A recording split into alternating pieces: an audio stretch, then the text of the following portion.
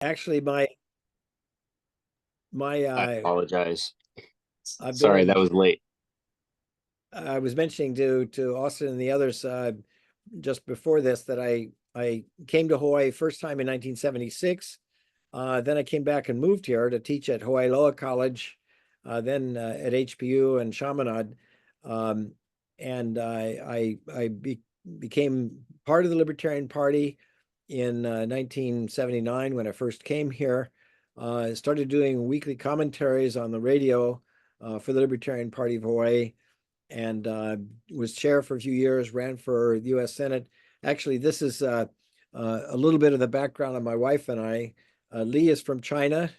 She grew up during the worst of the Cultural Revolution and gives talks around the world and helps organize conferences and seminars talking about the horrors of the Communist Party during those times of deaths of millions of people. These are some pictures of me earlier. I pulled them out of the archives because I thought, well, as long as I'm talking to the Libertarian Party of Hawaii, I might as well show what I looked like in days past. The first picture there of me is when I'm doing some sign waving for a fundraiser for the Libertarian Party in the early 80s. And then in the late 80s, that was a picture I used for my campaign brochures. I ran for the U.S. House against Dan Akaka and for in the U.S. Senate against Matsunaga, Spark Matsunaga, and Pat Saiki in those years. But my main activity over the years has been with Liberty International, hosting conferences and seminars and Liberty camps all around the world. And my wife has organized numerous conferences and camps elsewhere. Most recently, doing a lot of a tour of China and talking sort of like a free market caravan. And my daughter's been very involved with the Libertarian Party too over the years. She's living in Mexico right now, but also has been a lifelong advocate of libertarian ideas. My Since Austin asked me to talk about my book and its journey, I'll start off by saying that I was an economist and a libertarian economist who was fascinated with the ideas of Murray Rothbard, Ayn Rand, Milton Friedman, uh, von Mises, Hayek, and the rest. I noticed that the economics was horrible and wrong and very, very boring. Most times people have a very bad experience with economics, and it's for good reason. It's terrible. So I got into writing these commentaries on radio for the Libertarian Party of Hawaii. They asked me to give 90-second commentaries. It was KHVH then. It was an all news business radio station. And I did those weekly, in which, um, and then these, nobody was listening to the straight commentary, so I decided to make it into a dialogue. I had read The Little Prince and Gulliver's Travels and thought, well, maybe an adventure of some kind talking about the foolishness of policy through satire would be more interesting. And there was a great deal of interest in these ideas that way. Sam Sloan, who was president of Small Business Hawaii at the time, thought this is great. He wants to put it into a book and distribute it to the high schools in Hawaii. Uh, Actually, the high schools have never accepted it. We figure that once North Korea accepts the book, then finally the schools in Hawaii will. Um, but it has since been, the idea was to take an island adventure uh, based on the pattern of the Little Prince and the Gulliver's Travels to point out the folly of government policy through satire, through an adventure story. Um, and now I'm pleased to say that it's been very, very successful. It's now reached translation. The book has been published in 57 languages. More than 100 editions have been published around the world because many countries have published it multiple times in many printings. Um, I had a student of mine explore. I said, well, has it been published in Russia? Because I haven't heard about that much since an, an edition was published in Belarus. And he did a survey of the internet and found that there were 17 companies that were publishing or distributing the book across Russia, and that was maybe 10 years ago. I don't know what it is now, but of course they never informed me about it, but I was just fine with it. I was delighted to know that it was being picked up in so many ways. So these are all the languages that it's in, and some of them are serialized editions, and like in the Hong Kong Economic Journal, and some of them are plays and theaters. Well, I'll get into that here a little bit.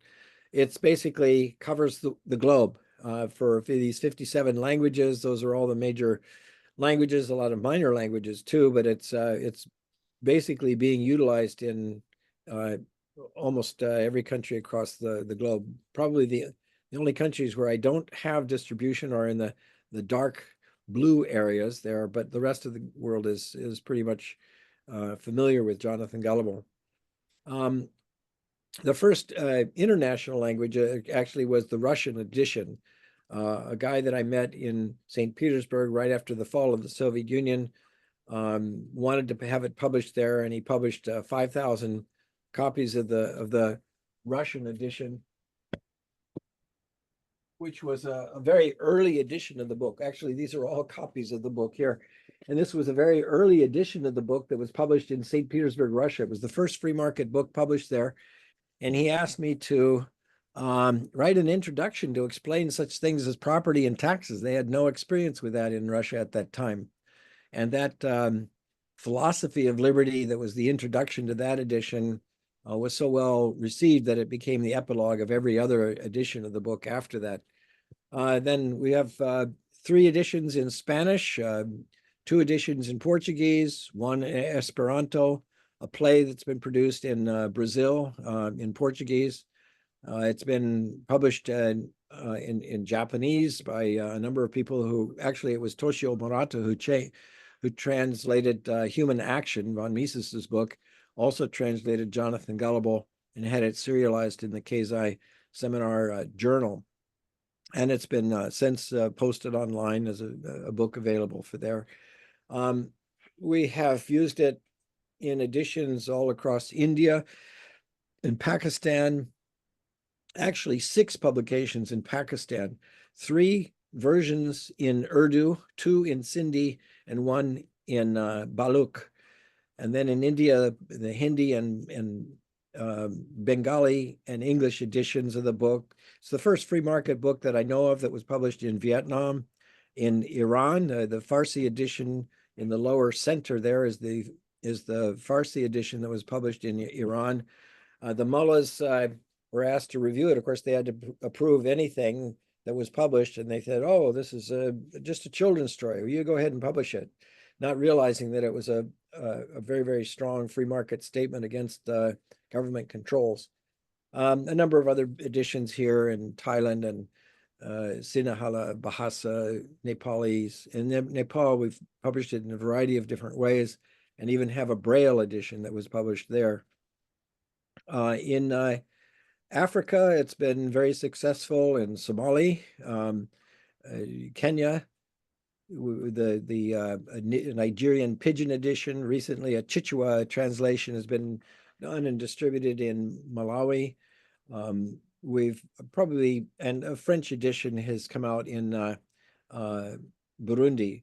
Probably the most successful distribution of the ideas came through the plays that Adedayo Thomas produced when he got a cast of 25 students at the university in Nigeria and did a tour of Nigeria and Ghana universities, taking the play that he produced based on the book to a number of countries of West Africa.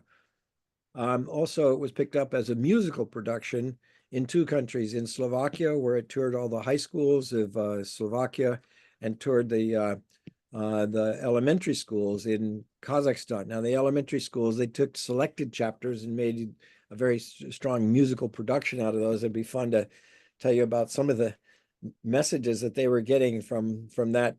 And that was produced in Russian, Kazakhstan, and English. And they took it all the way to Finland to compete in an international theatrical competition there. It was put on the Ideas for a Free Society CD that the International Policy Network was using to distribute books of liberty all around the world through CDs. And so through this distribution, probably had 100 and maybe 200,000 versions of the book also distributed.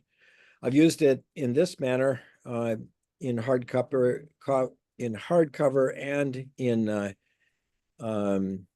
CD in my programs in China. My wife organized for 10 years a summer program that reached 120 students from China and all around Asia.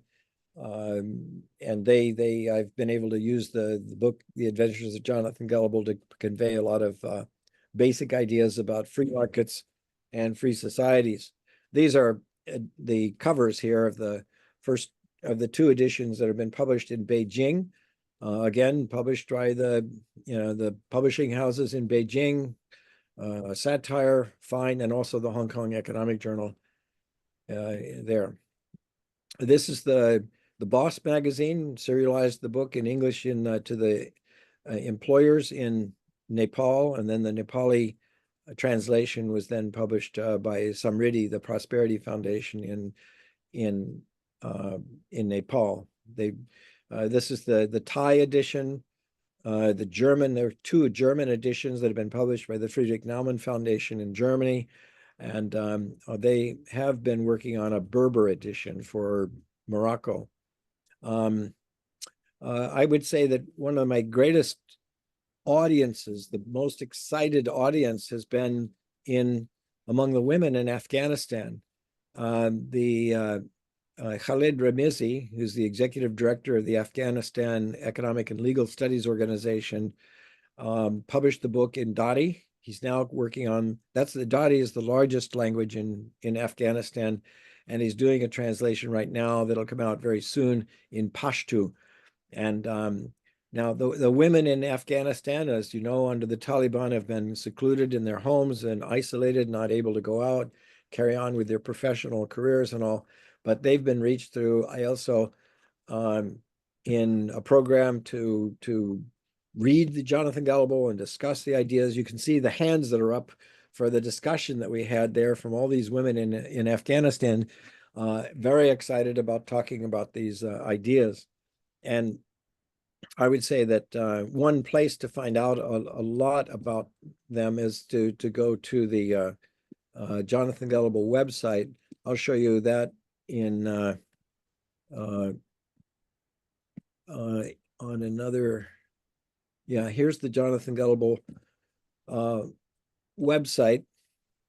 You can find a lot of stuff about the book here, all the history. Actually, you go to the media section and you can get an audio book that you can download. You go to the Get to the Book thing, you can get a free PDF of the book. But in this news column here, it shows the ways that it's being used around the world. In a debate in Entebbe, Uganda, they've been using it for a great debaters competition. We just talked about it at the Freedom Fest in Las Vegas. It's being used as for liberty seminars, youth liberty seminars in Uganda. Had some excellent essays written about it. I'll tell you more about the film that we're making, how it's used as discussion groups in Pakistan.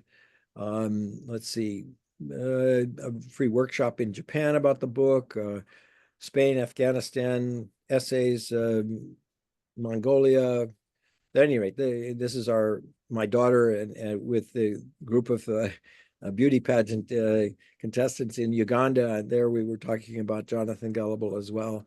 Anyway, so that gives you an idea of what you can find on the Jonathan Gullible website about the book. And now back to the presentation here.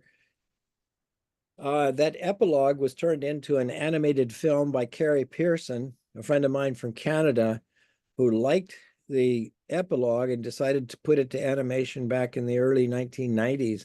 Around 1993, he came up with a translation in English, The Philosophy of Liberty, which you may be familiar with. It's been translated into 46 languages, and it's an 8-minute animation that talks about the basic principles, libertarian principles of free society and why you own your life.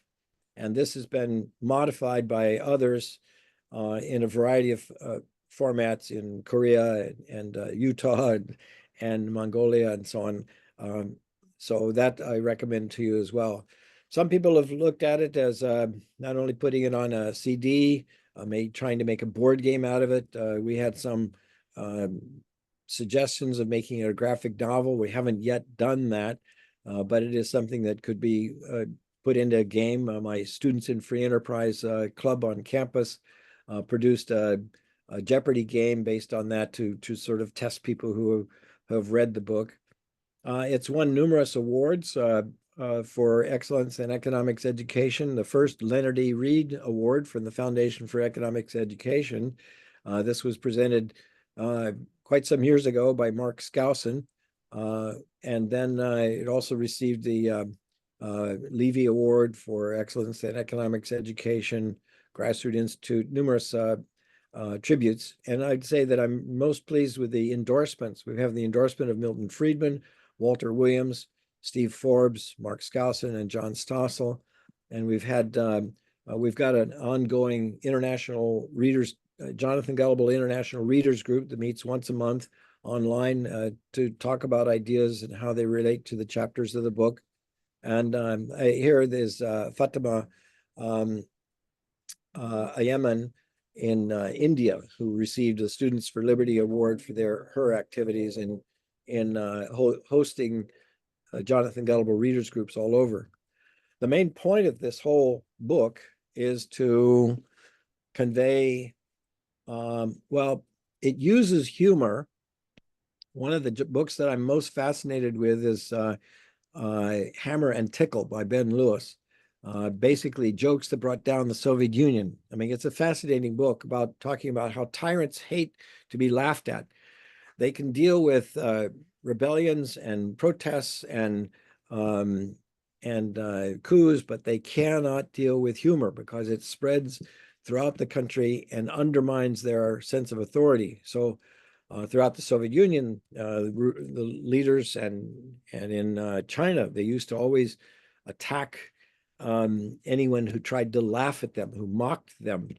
And of course, we know that satire and humor throughout history have been very effective ways at undermining tyranny. And one of my favorite quotes is of George Orwell, says that every joke is a tiny revolution. So humor is the basis of this, and I try to bring this in numerous ways. And actually, one of my favorite people, Friedrich Bastiat, the French economist who authored The Law and a number of other books and pamphlets in the French Assembly back in the 1900s, in the 1800s, was very effective at this. And a lot of the stories of Jonathan Gullible are updated applications of many of the stories that he created.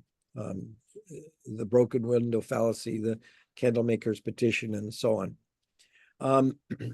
Okay, then I had to make everything concise. It can't be too long-winded. There are a lot of books, the von Mises book of human action. This is the Japanese translation of Human Action. Well, it's a very impressive book and great for scholars and academics and hardcore libertarians, but not good for outreach to the general populace. So I wanted to make something that would have a quick adaptation and application to a lot of contemporary issues. So I made 90-second radio spots. This was back before there were before there were computers. I wrote out everything by hand. I had 8 pencil drafts before each episode, 40 episodes in all, actually more than that, but we didn't use them all in the book. And so they were very, very short, and you had to make the point, had to be humorous, repeat important points several times, all within 90 seconds, and introduce the Libertarian Party of Hawaii with each one of these too. So I turned it into a dialogue, and that was, I think, very effective. Usually I try not to make it preachy. It's not lecturing people about what is the most important thing about free markets and free ideas. It's simply through questions. And if you're familiar with The Little Prince, you'll find, I mean, if some of you may be familiar with The Little Prince. The Little Prince makes his his point largely by asking questions of the, and people reveal the folly of their thinking and their policies and their activities by their answers.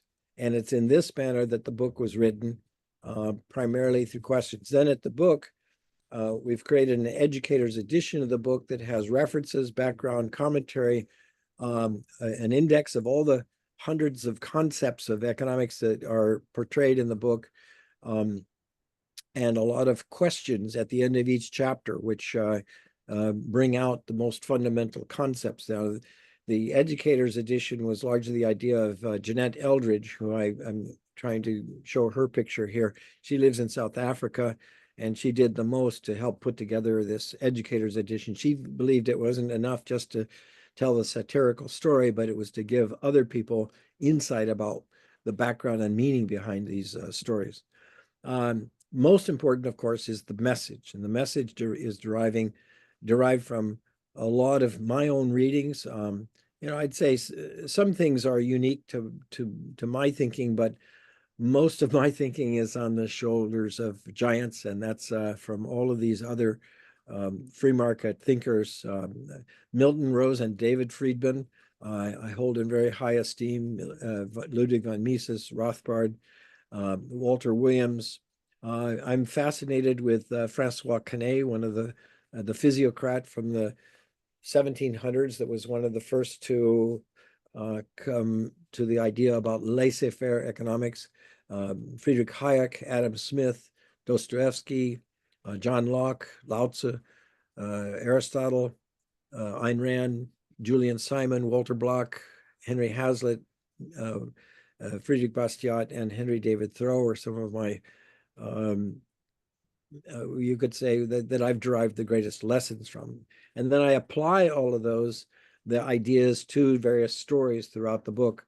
And every chapter in the new illustrated edition of the book, every chapter has an illustration that makes a point with each chapter. And well, I mean, it helps to illustrate it to younger audiences, but it's just as appropriate for older audiences that just enjoy the humor in it. That's why it was serialized in the Hong Kong Economic Journal when they feared that the Communist Party would crunch down on them anything time they said stuff about free markets. So they used humor and satire instead. And so I've tried to relate all of these ideas in the chapters. It's not necessarily so obvious, although as Austin's daughter has pointed out, I draw on characters. For example, Mises the cat is also a reference to Ludwig von Mises. Mount Hayek is in reference to Hayek. The Bard of Roth is in reference to Murray Rothbard. I try to make some humorous allusions to a lot of characters in real life from when going through the book. And then, of course, in my economics classes, I always talk about the economic spectrum, degrees of governmental control, either 100% government control or 0% government control. And of course, most economies, all economies are in the mixed economy between these. I portray different schools of thought in my classes and talk about how these ideas are represented by different philosophies. And then, of course, my emphasis is entirely on the free market side. I talk to them about how free markets are not only practical because they bring about greatest prosperity, they're humane because they bring about the greatest benefit for the vast, desperate populations of the world that need the benefits of a prosperous society. But I always make the point that the most important factor is that it's ethical. It's based on free market principles where their action is voluntary rather than coerced. And lastly, I like to point out that my networking has been very, very valuable. I've dealt with more than, well, I'd say a couple hundred public policy institutes to help publish and promote and distribute the ideas of this book throughout the world. And I'm constantly in contact with a lot of them. And most recently, we've been fortunate with the support from Matthew Bowler and others and primarily Liberty International to put together a new animated film version. which I will be able to give you a glimpse of right now. Here's the trailer for the most. Let's see if I can find this. Yes, I think it's here. Okay, we'll go to the trailer. And it's being distributed by the Free to Choose Network. As you may know, they're the ones who did the work for promoting Milton Friedman's Free to Choose. Okay, so here's a little glimpse of this. Let me know if you can see this, okay? Looks good to me.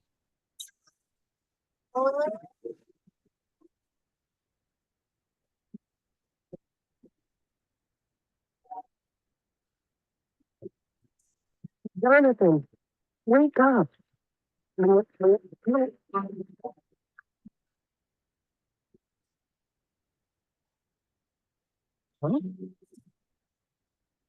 Hey, Ken, I think we're having some technical difficulties. I'm not seeing it on the screen. Can you see the film? No, it's not playing for us. I heard part of the audio. There we Oh. go. Now I can see the Yeah. Okay. Let's try Let's that try again. that. Does this work? Are you okay now? See. Yeah, I can see it. Yep. There we go.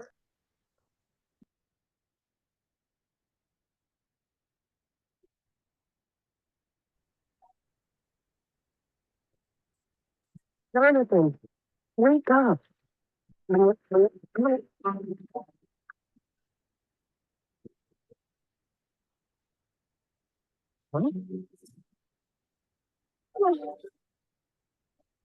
was that? This island keeps getting stranger. I thought you might not be from Corumpo. Who's Corumpo? This whole island is Corumpo. Hey!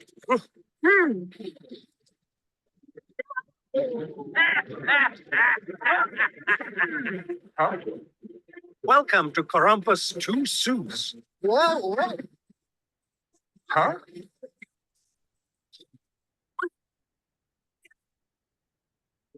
Sure.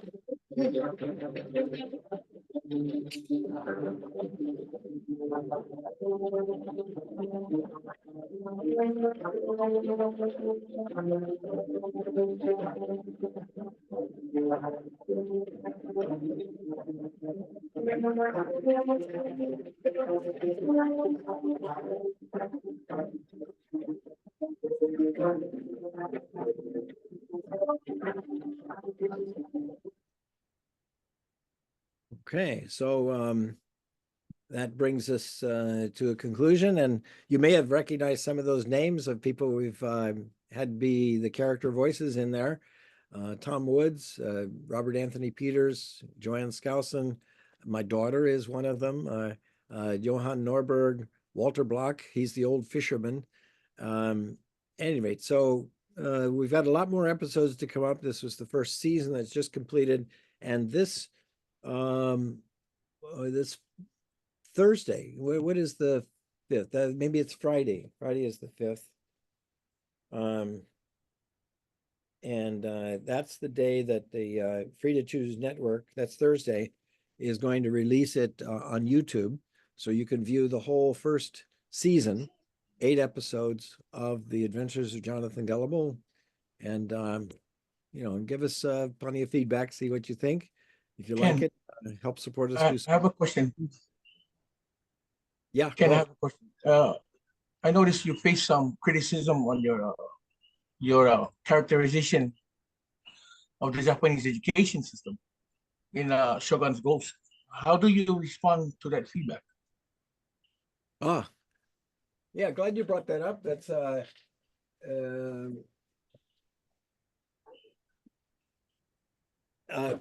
one of my books is based on my 2 years living in Japan. And basically I say that everything I say in here was being said by the Japanese themselves. So I'm just putting it together to get a good, clear picture of the criticisms that the Japanese. Thank you. I just was wondering, what was the criticism about, really, and what was it that opposed? I mean, what strategies do you use to address opposing viewpoints in issues like this that you discuss in your book, that made them, I guess, criticize it, I guess. Well, actually, I have never yet had any Japanese tell me that it wasn't accurate. I mean, it's all based on the newspaper accounts that I was reading at the time I was living there. And I think people outside of Japan were the ones most surprised at what they heard about the Japanese education system. Yeah, because Japanese, they're pretty good in their life. I didn't see why it would have been a criticism. I just was reading on reviews on it, about it. Just was wondering. Thank you. Yeah. Well, glad to send it along what the criticism is, but I've never had anybody from Japan Yeah, I believe say that they because they're disagree. pretty good people, and I know you wouldn't speak anything else about them. They're Now, very good people. it's true that there's good things and bad things. And I wasn't focused in on the good things because everybody was talking about that in the 1980s. The people in the U.S. education system, if we could only be more like the Japanese and have everything uniform and more controlled and have everybody, well, as they said, the tall nail gets hammered down. And they had uniformity across the board, and that I don't like that as a libertarian. I don't like that as an educator to crush independent thinking and to have a classroom of just authoritarian. Oh no, thank you very much for sharing. Good book though. Yeah, have a look. I mean, it's available on Amazon. I recommend it. I mean, it could be in your library too, but I don't know. When I looked, you could find some used copies from that were very cheap. And then I think those that are coming from Greenwood Press now are like $75 or $80. So it's harder, more difficult to get those. But Amazon, has all kinds of a range of prices. Thank you. Hey, Ken. Whenever you're showing us the reach that it had, do you know if there's an effort to get it published more around Australia?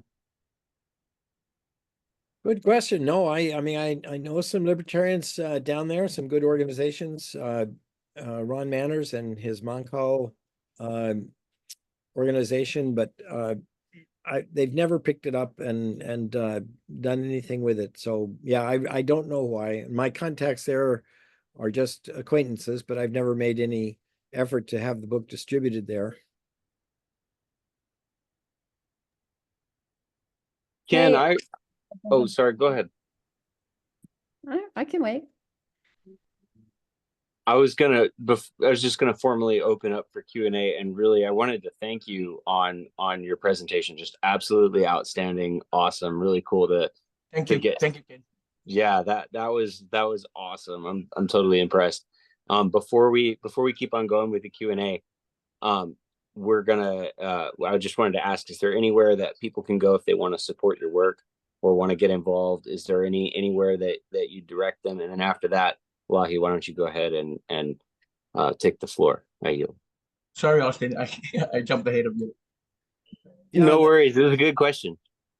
I asked people to go to Liberty International, and there's a donor page at Liberty International to contribute funds to. I'm seeing if I can call it up here. There's Liberty International. I used to be the president of Liberty International. Now I'm vice president for international relations, as this has been taken over by Jacek Spendel. And they've got a very good staff and team. I was too busy with my teaching to be really an effective president for a number of years, but I took over from Vince Miller when he died, and we kept it going. So at this donation page, they ask for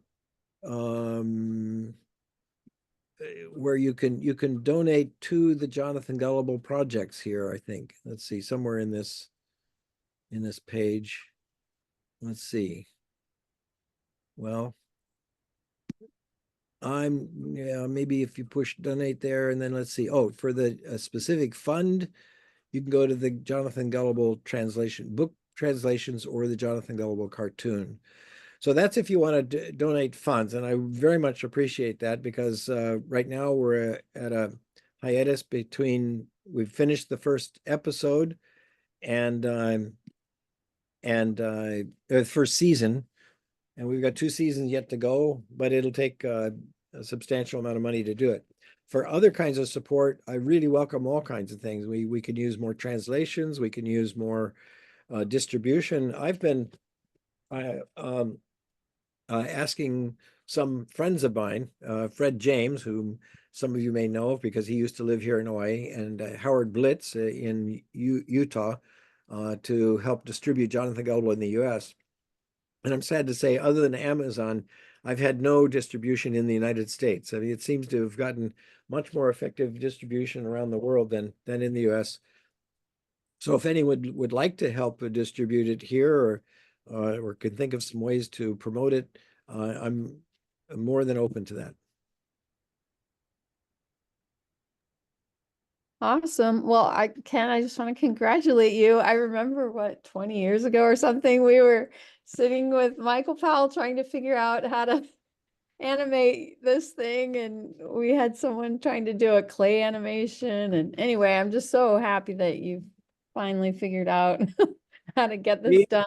We even did a video down at Sandy Beach, a live action thing. We were, Jonathan struggling coming out of the waves and all that. We tried that even once. Lots of false stuff. Yeah, so I was curious about how you got the funding. Is Liberty International doing the funding for the whole series? The primary funding is from Matthew Bowler, who's very, very successful at in the cryptocurrency world. And but I'd say that Liberty International has been the second major supporter. But we've had a number of small donations towards it, which is, I shouldn't say small. I mean, they're less than these larger contributions. But it's something that we need a lot more on to go from here on to the next 2 episodes. And so that's why we're partnering with the Free to Choose Network, with Students for Liberty, and the Stossel in the Classroom. I don't know if you're familiar with his work. They're going to collaborate with us on this too. But those are distribution paths rather than funding. But funding comes from being familiar and getting known. Yeah. What can I ask what your budget was for the first season? Yeah, the first season, I would say, probably amounted to maybe $100,000 for the first season. Yeah. Okay, so you're looking for about that, twice that much to finish. That's right. Wow, that's awesome. So exciting. So good to see you too. My gosh, I mean, what a great time we had in those years, right? Yeah. Okay. Next question. I'm good for now. Thank you. You're making Yeah, me Phil. the Big Island. Yeah, come on over. Hey, does anybody else have any questions? Feel free. The floor is open. Yeah, Ken, I just wanted to share with you the reason why I asked about the Japanese is because all my teachers was Japanese here in Hawaii. They didn't believe too much in correction. They believed in punishment. I just was asking because I wanted to see what people had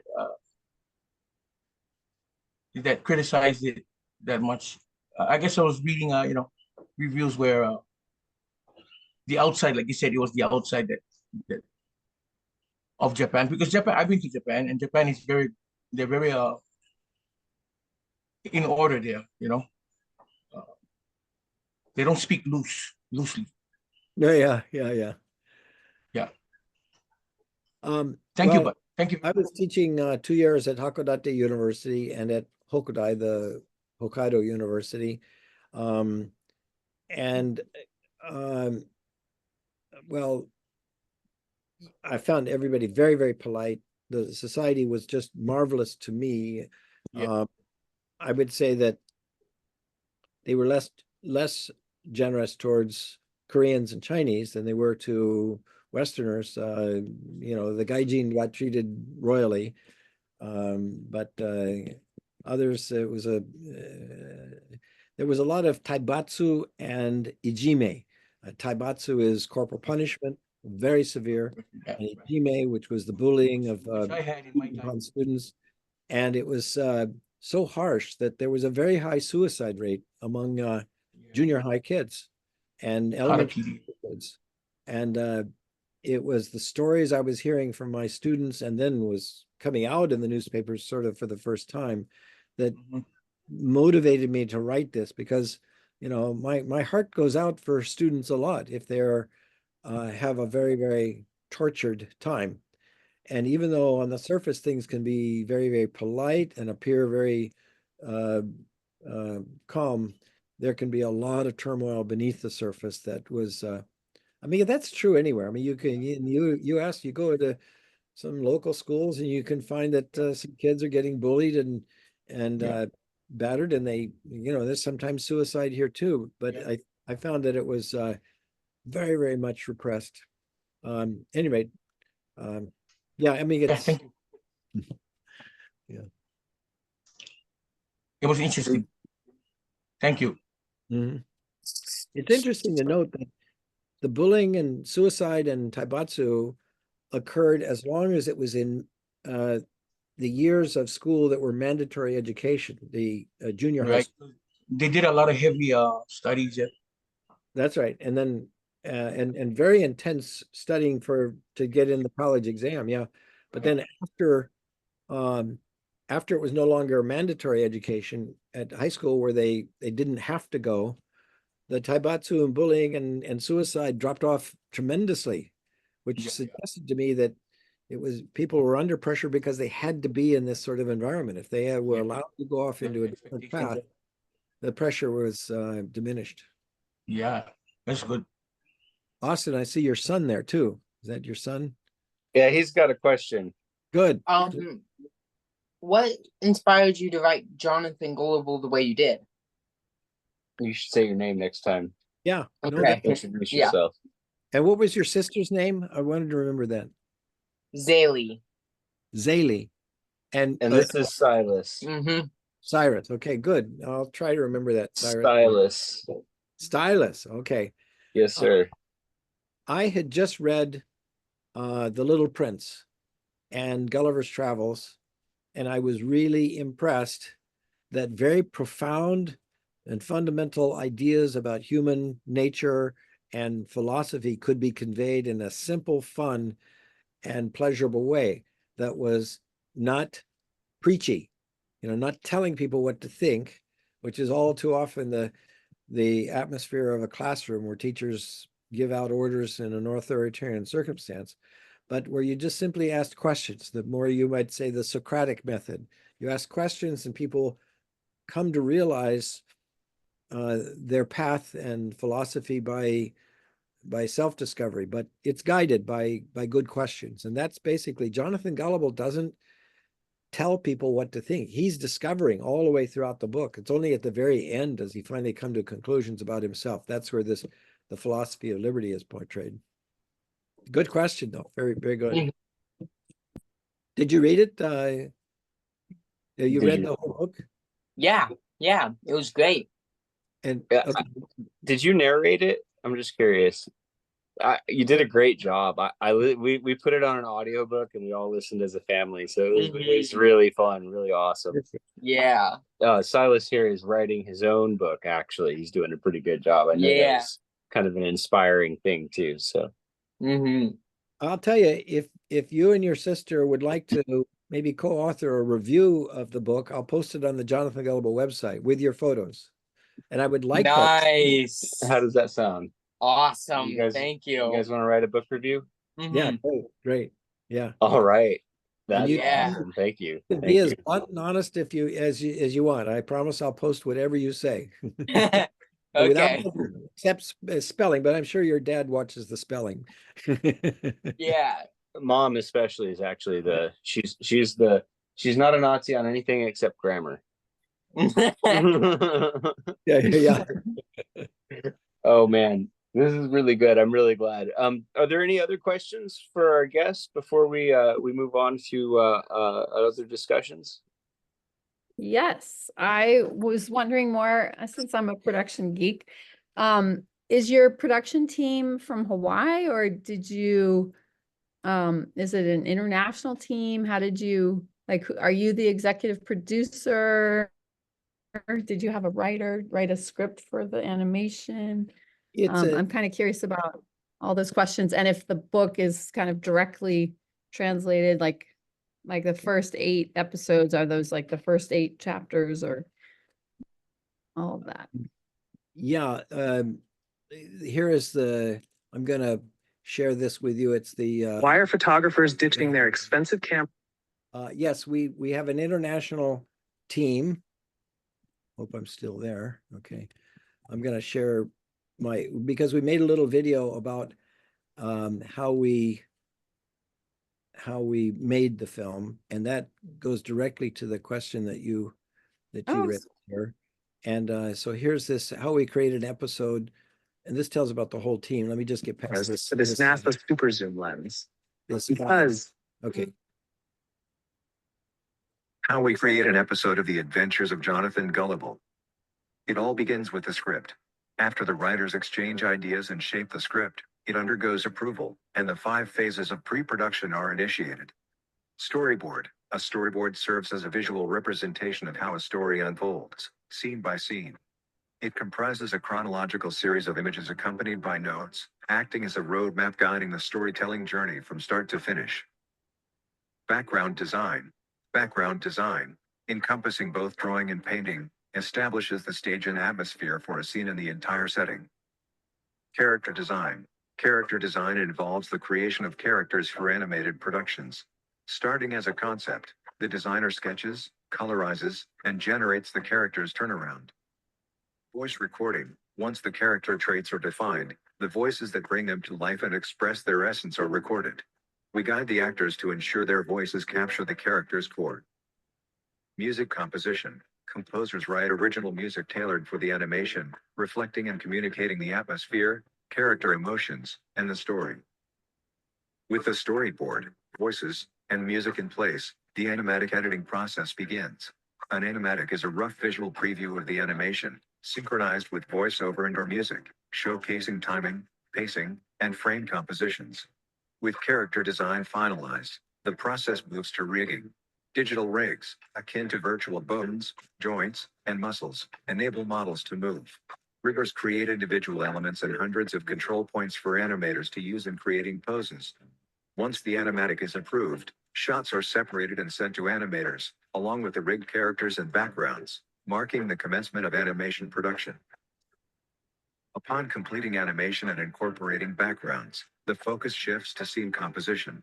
This process arranges visual elements within a frame or scene to create depth, lighting, visual effects, and dimensionality, entering the post-production phase.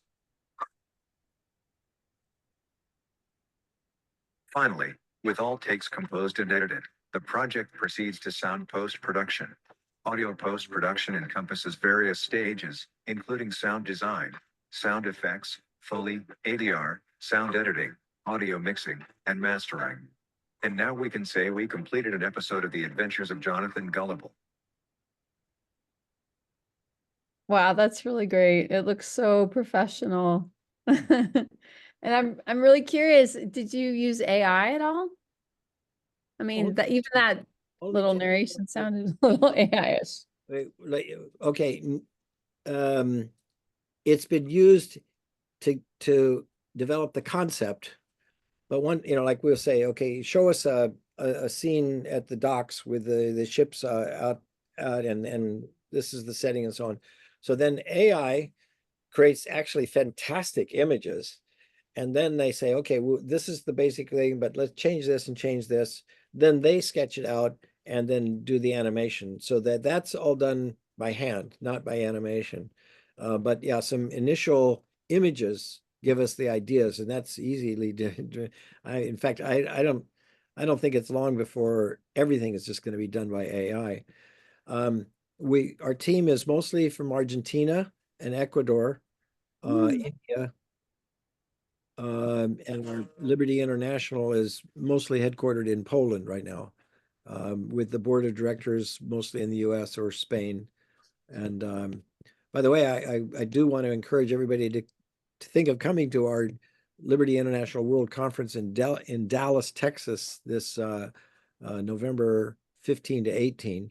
And then next year in Buenos Aires, Argentina, where Javier Milei is going to be our keynote speaker in August of 2025. So please put those on your calendar if you can make it. Wow. All right. Thank you. August 2025. That's around convention time. Maybe we should just do our convention with you, and then we have Javier Milei. Javier Milei is such an exciting breakthrough. Libertarians always thought, well, our ideas get elected, but libertarians will never get elected. Well, he's broken the mold. And he doesn't have the majority popularity in the Argentine Assembly yet. In the parliament, but he seems to have enough popularity to pass a lot of libertarian ideas. So we'll see. I hope he doesn't get shot. Yeah, no kidding. Oh, did I mute? Oh, I didn't mute. Okay. That's awesome. Ken, really, thank you. I want to just really, we appreciate you taking the time to talk to us, and we're really excited. I have some ideas that I'd love to get with you about how to distribute this further. It's so useful, putting it in satire, putting the cookies on the lower shelf, and Socratically, it takes a lot. That's not easy to do. So what an amazing resource that we have at our disposal, and getting this out there is helpful to everyone. I just want to really thank you again, like really cool, for everything.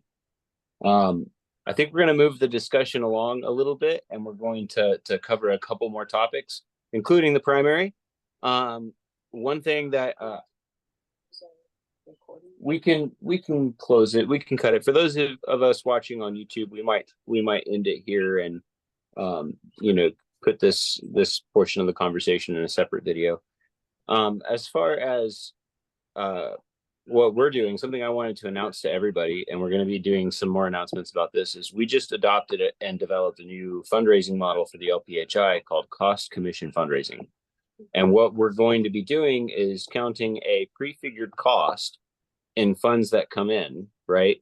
And those are awardable as a commission to the person who brought those funds in, or organization. So if we do a fundraiser with a charity or a nonprofit, or if somebody really has those connections and can do that, there's a 10% commission that can be earned on that to that person or group of persons. And for groups, like if we did a group fundraiser, the amount can be a little bit more flexible. We can get it to where it pays out the team that's putting on the fundraiser, where we can work with partners, whether they're businesses or whether they are non-candidate committees like us. And this provides a really important incentive if we want people to go out there and pound the pavement and make it worthwhile for them to actually bring us the revenue. We need to do business. We need to incentivize that. And I think that's a key thing. So for fundraising costs, we'll be getting in lower than what most costs as far as industry standards go. Get it for, and then we'll be able to definitely get more people to participate in that process. Something that we're working on, and we welcome anybody's feedback, input, or if you got any ideas and want to run with it. That's something the possibilities are exciting on this.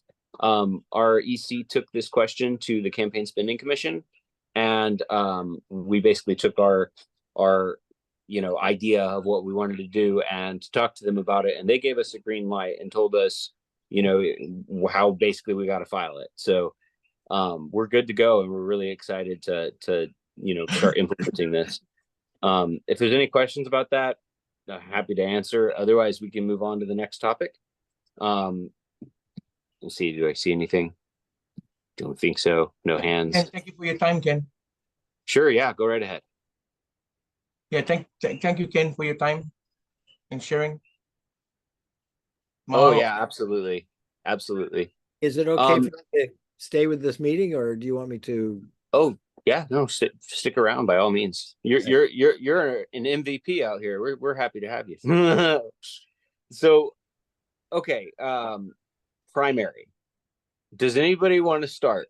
Because there's a lot of different places we could start on the primary. Charlie, I know that you wanted to talk about this, so I'm happy to give you the floor if you want to start us off. Oh, I just looked at the County of Hawaii website and it listed the results, and I think Aaron got like 16.5% of the vote or something like that.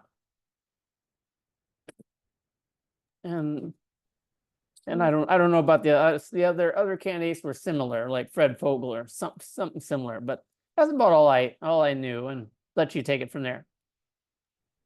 Yeah, the results are interesting. I've heard some complaints about how the office. So a lot of my bandwidth on this, they did a preprint where they let a bunch of people know what the vote totals were prior to the certification and prior, I guess, to the completion of counting. They said it's a complete number, and then they came back later and all of the amounts had changed, and people who had previously basically been winners were revealed to have not won at all. So there's like some really major discrepancies going on. Reports from observers, I've been trying to get those because we didn't have anybody who wanted to volunteer for observer duty, unfortunately. So we've been reaching out and trying to kind of just keep an ear to the ground. And there's definitely some of the same shenanigans going on that were happened the last couple cycles. So that's been something on my bandwidth. Looking at the races, Aaron, he's here with us. I don't know what his signal's like, so if he wants to say something about that, feel free to interrupt. I'll stop for your signal. Just don't wait on me.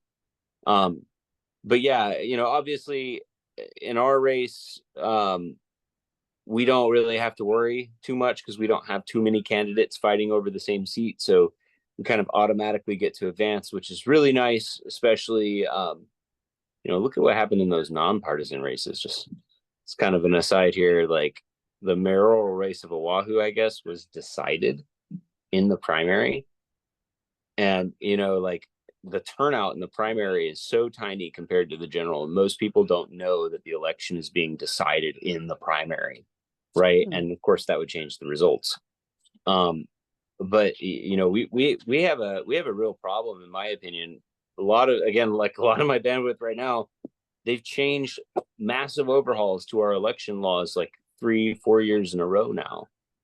Right. And they've made huge changes and then made huge changes to those changes. So, and then when they're caught like breaking rules and whatnot, they actually will go back after the fact and change that rule. Right. And we're dealing with something wild right now. That's been a lot of what I've been chasing down in the primaries, is getting specific numbers and trying to document that, and also trying to get the information from the state about like the voter records that our party is entitled to. I don't think they really want me actually getting that stuff. So as far as like our vote percentages, I'm optimistic as to what we can do, especially if we're able to really put the pedal to the metal. We've got an opportunity to do some cable TV broadcasting on the public access networks. And that's something that there's a right now call for talent. If you have any interest in acting, editing, production, whatever, filming, get in touch with me, because I have a crew and we have equipment and a studio and everything that we need to rock. We may be able to broadcast, Joe. And Abro adds that we may be able to broadcast, and this is something that I wanted to talk to you about, Ken. I can't promise it, but we might be able to get Jonathan Gullible on the public access networks. I know that's not like a major deal or anything, but it's something that I definitely wanted to like open a dialogue and find out if you had any interest in that, because that's something that we got going on. And yeah, I'm sorry, I'm getting a little bit off track here. Charlie, I don't know if I actually answered your question. Yeah, you did. Okay, good. My main concern is I don't think the elections are on the up and up here. I agree. I'll be really honest. Like the fight that we're engaged in is not one where there's rules that if you just abide by the rules, you're going to win the old-fashioned way. This is, in a much more real sense, this is nonviolent warfare that we're currently being forced to engage in. And that means we have to take our thinking from beyond. We can't neglect the elections. We have to play a solid ground game there and really be a force to be reckoned with. But we also have to think beyond that. And we have to look at the culture. We have to look at how people are thinking. And we have to figure out how to, without waiving our principles, without sacrificing what we believe in, how to make the necessary deals to get influence and to actually move the needle. And so I like to think about it like this. When we make you have to make compromises. When we make compromises, the question is, what are we compromising? I like to compromise logistics. I don't like to compromise principles, right? So when we compromise on logistics, like we can fundraise, we can work with other people, we can find legislative solutions that are less bad than what we have now. And all of those things do not necessarily represent a compromise of our principles. You know, on the other hand, like, you know, we're always on guard. We're libertarians and we have to be. And so there's a balance that we have to find as a party, striking the right pitch, holding purity in the principles, and at the same time finding those deals that can be made that will actually change the board. And it's going to take, it's not a one-man job, it's not a one-team job. It's going to take a lot of different people working in a lot of different lanes to make this happen, but I see it happening. And tonight's a really good example of this. You know, look at, for instance, what guys like Ken have been doing out there. And just remember, we're not alone in this fight. There are a lot of other good people out there who are working hard for the cause of liberty. And the political aspect of this is just one part of that. Are we likely to win our races this year? Well, I should not count us out unless we have, you know, accurate, you know, vote counting mechanisms. But let's just assume, for the sake of argument, if no, how do we make the Libertarian Party effective, valuable, positive value, right, and influential? How do we make it so that they want to work with us? They want our members' approval. How do we make it so that they care about what we have to say? And so we're going to be looking at a lot of different stuff. We've got legislation that we want to advance and advocate for. We really want to put up kind of an influence team that's looking at calling representatives and just putting our input out there and getting our volunteers engaged in things like that. And then again, you know, the oil to lubricate the machine, unfortunately, is money. And so in order for our party to be able to effectively fundraise, it can't just be a standalone entity. It has to be accompanied by things like PACs and other non-government organizations that help to create a kind of a network. Where those pieces, when they work together, can be very powerful, not just at getting votes, but at purveying influence. And again, this would include things like a media operation.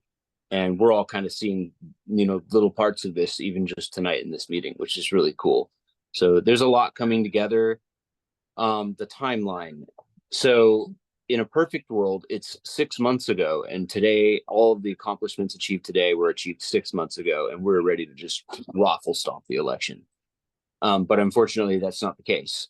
So we're going to be working really, really hard, burning some overtime. And you know, I see that you know, we have some of the best volunteers, some of the best people out there in politics. I really believe that. But even our best people, it's not enough. They don't work for free. The kind of hours and the kind of dedication that we need a way of making sure that people are able to not only engage, but get something out of that engagement, or get compensated, or otherwise provide the incentives for more hands to be on deck. That's been like major front and center focus for me. So right now there's a whole bunch of stuff in the pipeline that is basically done. and we're waiting on it to settle out. We should actually very likely to pull away more money this year than we've actually made in the last 10 years as a party. So that's a big deal. That'll change the game. That'll give us more of like a war chest to actually fund campaigns with. So my goal is not just to accumulate a one-time pile of cash by making really good deals while I'm here. My goal is to create a self-renewing pile of cash that also brings volunteers to the table because they get to participate in this. They get to benefit from this. And again, it's not about making money. This is not a for-profit business, but we have a problem right now of whether or not the critical things get done comes down to, do you have officers on the board that are going to work 60 hours? And it's not realistic, right? So these are some of the dynamics that we've been working on since day one at Changing, and I'm finally able to happily announce that we have real solutions, and they're coming together.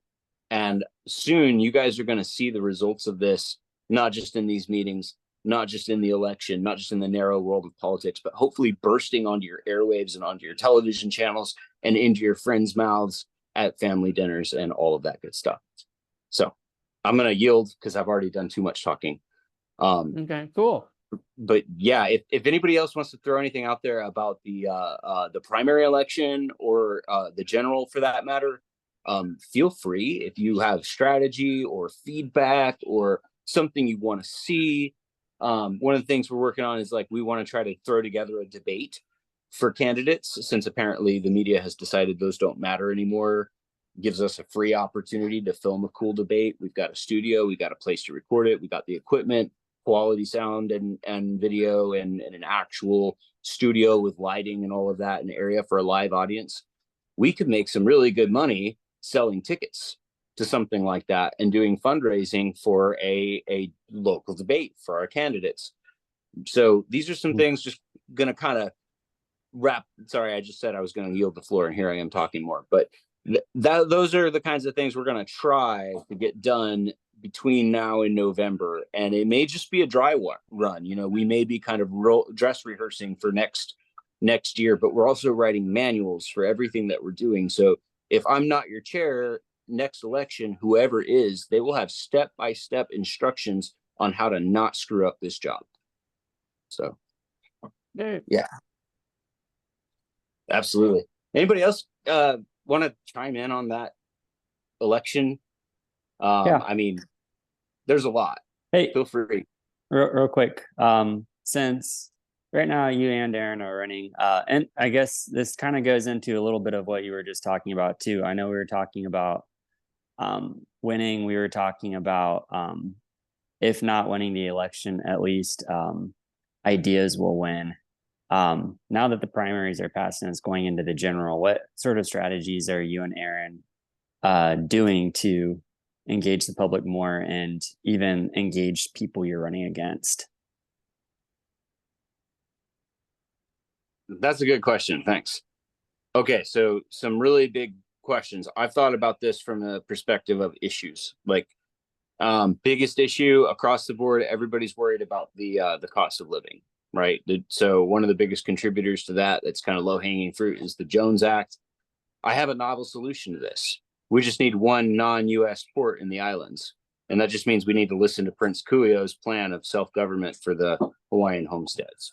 Localism, self-government, decentralize the power, give yourself an economic break, leave the Jones Act intact. Everybody wins. Making a proposition like that and getting the discussion started is a good one. And Hilo, for instance, they actually took the land for the port and the airport from the Hawaiian Homes Act, right? So they actually misappropriated this land that is specifically set aside for the self-governing native Hawaiian Prince Kuio's community, and they turned around and turned it into a state of Hawaii controlled port. And I know it's not a perfect solution. It doesn't fix the wrongs done by the U.S. powers, the illegal overthrow and all that. But what it does do is it gives the emerging organized elements of the old Hawaii the ability to begin conducting trade freely. It gives us a free trade port. It gives us a free economic zone. It gives us competition for our local government, and it gives us a much needed space of relief from regulation. Things will This be is why I much think, cheaper. go ahead. Sorry, Things Otto. will be much cheaper. Much cheaper. Yeah, exactly. And so this would open up some real possibilities over time. It could do some amazing things. It also helps to maybe help relieve some of that anger without like throwing us all into chaos in a day, and instead making a real step, not a fake step, a real step towards righting past wrongs and fixing the situation that we're in. So I've been looking for things like that I can propose, and like we were saying, run on the ideas. So I've pitched that. I've been responding to surveys and stuff like that. I've been networking, but I'll be honest with you guys, I am not prioritizing my candidacy. My candidacy, because I'm the chair, most of the activities I need to do for my candidacy are the exact same activities that the party needs me to do for everybody. And so on all those things, I'm going to prioritize what the party needs over my campaign. This is one of the big problems. I almost didn't run because past conflicts of interest between campaign responsibilities versus board responsibilities has been a problem. So, and I'm doing it now, and I know exactly how hard it is. Thanks, Lahi. Good to see you here tonight. So I've really not put as much of an emphasis on campaigning as Aaron has. Aaron has a much bigger campaign and a much bigger zone of responsibility. And even though we don't have a ton of money to be thrown his way, he has really done a good job making the most of that. So part of our strategy moving forward to the general is we want more podcast time, more air time, and we want more like public exposure to try to gather as many votes in as we can. So that means canvassing, door knocking. We have voter gravity data that allows us now to make really intelligent decisions, to find donors and all of that. So we can begin a new approach at how we do our outreach, right?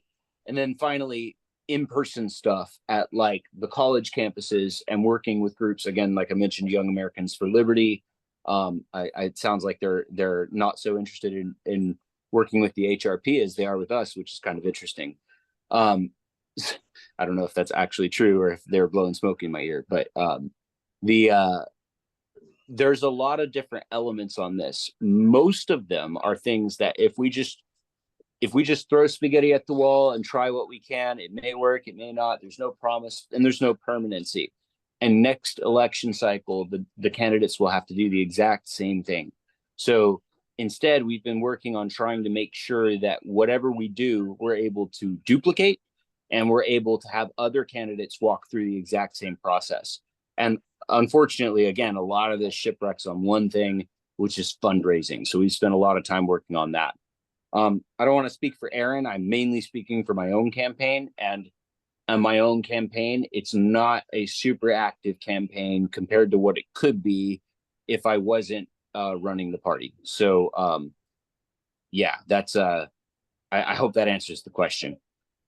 I have an announcement really quickly before we get too far. Here we go. Which one of you wants to read that? Okay, we have an announcement from our new junior committee we're trying to get one started. We haven't finalized anything yet, but Silas is here as a representative of our new junior committee, and he wanted to read an announcement, especially for the people watching online. The junior committee is looking for kids ages 8 to 18. 18? Yeah. If you're interested, contact the secretary, please. Thank you. Awesome. Thanks. Yeah. Cool. Anything else, Haber? Do you want to make any announcements?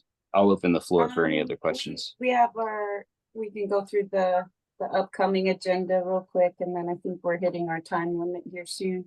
Okay, cool. I think Kevin has a hand up. Oh, sorry, Kevin. I didn't see that. Please go right ahead. You have the floor, sir.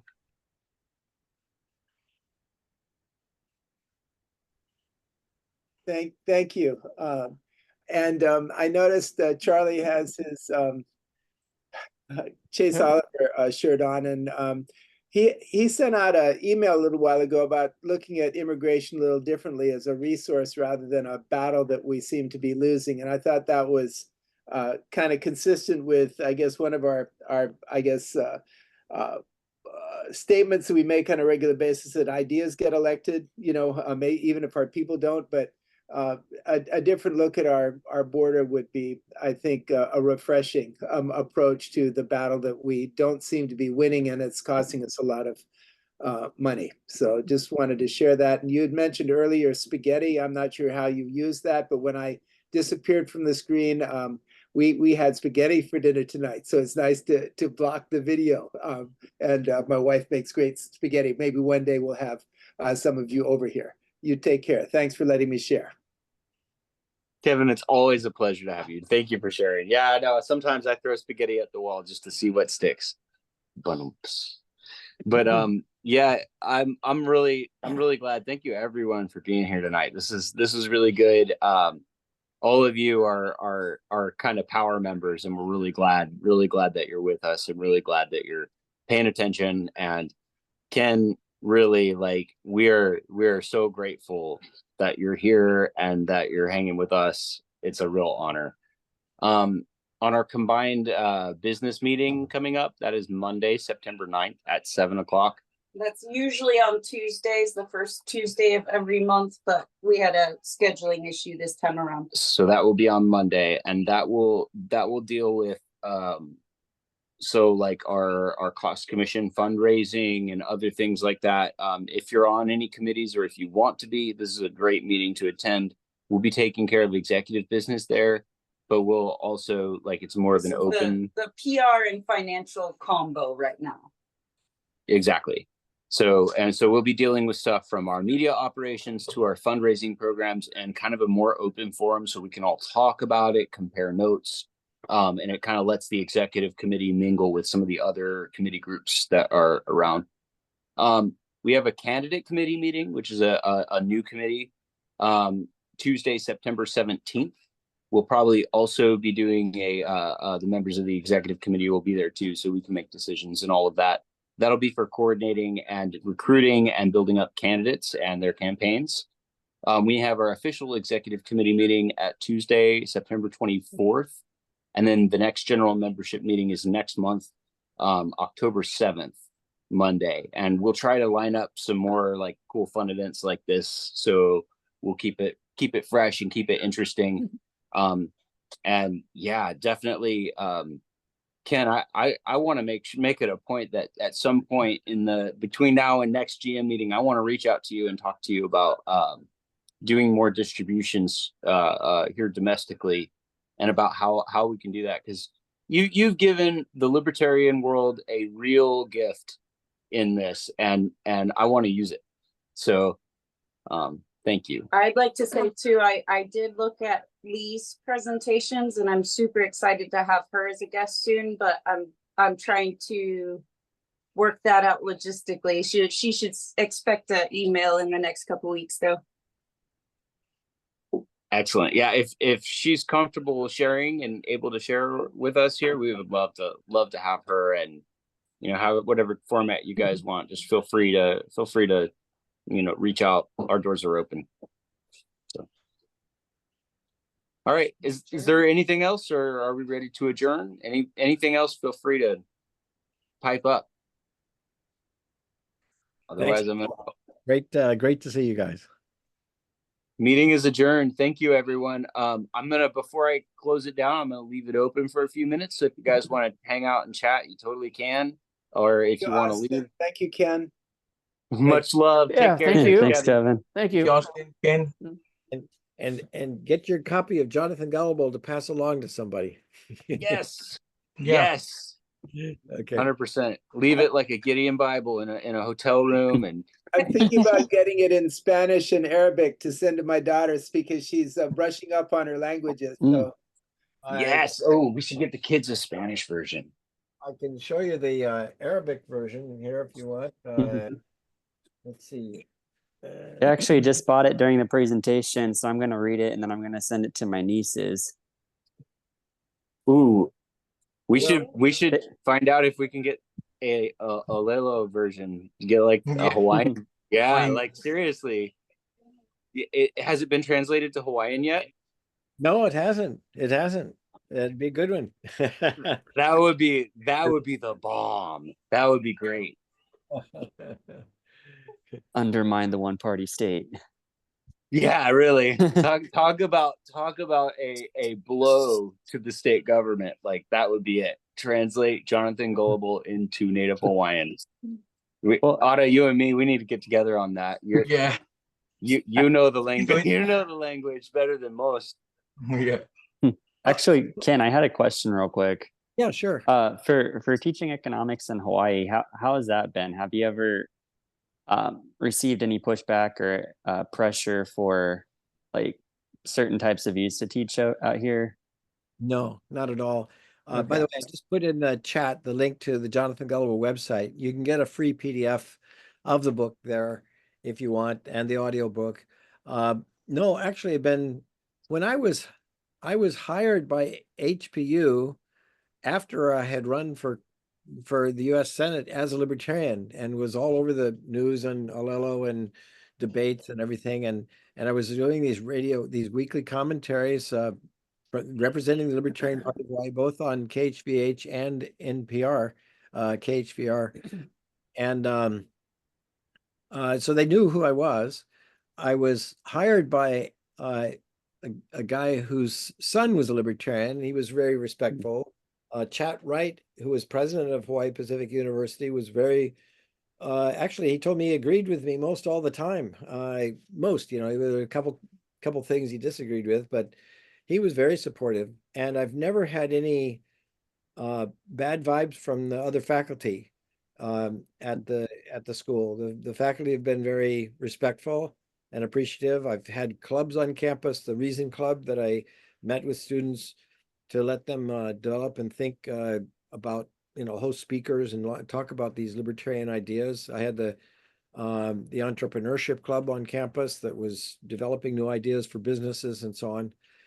I have to say that I was always well respected, and just now where we were talking, I see that there was an article posted in the Ohana, the newsletter, talking about how Jonathan Gullible has been turned into an animated film, and compliments from my colleagues. So I'd say that I've had a very, very positive experience. It's unlike what you expect from a lot of mainland schools or government schools. That's why I teach at a private school too, so I don't have to expect taxpayers to pay my salary. And so it's a lot easier for me to speak freely, I think, about these things. Thanks for asking. Good, thanks. Yeah. Well, aloha. See you later. That was a good question. Much love. Thank you so Aloha. much. Right. Real Kevin, pleasure, I haven't everyone. seen you again too. I haven't seen you since the convention a couple of years ago, I guess. And by the way, Larry Sharp used to speak to our at our conference, and he's now one of the voices in Jonathan Gullible film. You may have seen that. Okay, aloha. Aloha, mahalo. Oh, I feel so good. This was a really fun little presentation, fun meeting. If you guys have any suggestions for like a guest that you want to see at a general membership meeting, or an organization or a group that you want to hear from, and don't hesitate to just send us an email and be like, oh, get these guys. So, are we still recording? Here, I can turn the recording off. Sorry, guys. Your idea of a Hawaiian translation